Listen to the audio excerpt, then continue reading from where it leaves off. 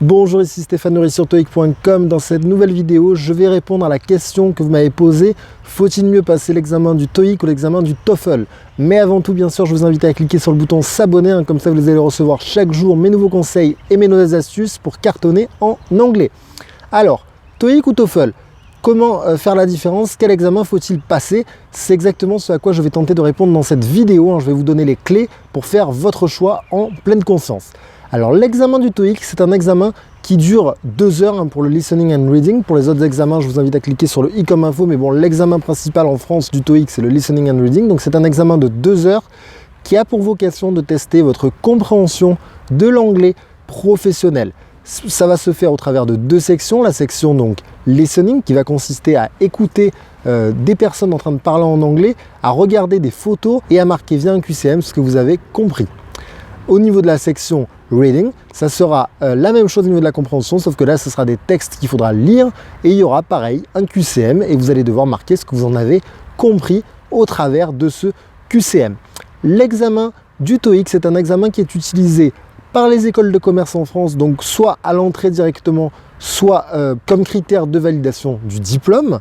C'est un examen donc, qui est à vocation professionnelle, qui valide votre anglais professionnel, qui est également utilisé par beaucoup de recruteurs en France, comme Air France, comme AXA, etc. Pour ça, je vous invite à regarder la vidéo « Réussir au TOEIC, qu'est-ce que ça veut dire ?» Vous verrez en détail pourquoi les recruteurs utilisent le TOEIC et comment ils l'utilisent. Voilà, donc en résumé, le TOEIC, c'est quoi? C'est un examen qui sert à valider sa compréhension de l'anglais professionnel sur son CV et qui sert également à valider tout simplement son diplôme pour les personnes qui sont en école d'ingénieur, qui sont en école de commerce, etc. Le TOEFL, c'est un tout autre examen. C'est un examen qui est beaucoup plus long. C'est un examen qui dure 4 heures, hors formalité administrative, et qui lui a pour vocation donc, de tester votre anglais scolaire. C'est un examen donc, qui est plutôt utilisé par les universités à l'étranger pour valider votre anglais, parce que celle-ci n'utilise pas trop l'examen du TOEIC, elles utilisent l'examen du TOEFL. C'est un examen, donc, comme on a dit, qui est très long et qui teste, lui, 4 compétences. Il teste en même temps donc, votre compréhension et votre expression au niveau de l'écrit, et il teste également votre compréhension et votre expression au travers de l'oral. En résumé, si vous voulez faire votre choix par rapport à l'examen du TOEIC ou du TOEFL, c'est très simple. Si vous avez envie de prouver que vous parlez un anglais professionnel et que vous voulez faire des candidatures, alors dans ce cas-là, il faudra plutôt passer le TOEIC. Inversement, si vous avez envie de faire des candidatures dans une université à l'étranger, alors dans ce cas-là, il faudra plutôt passer le TOEFL.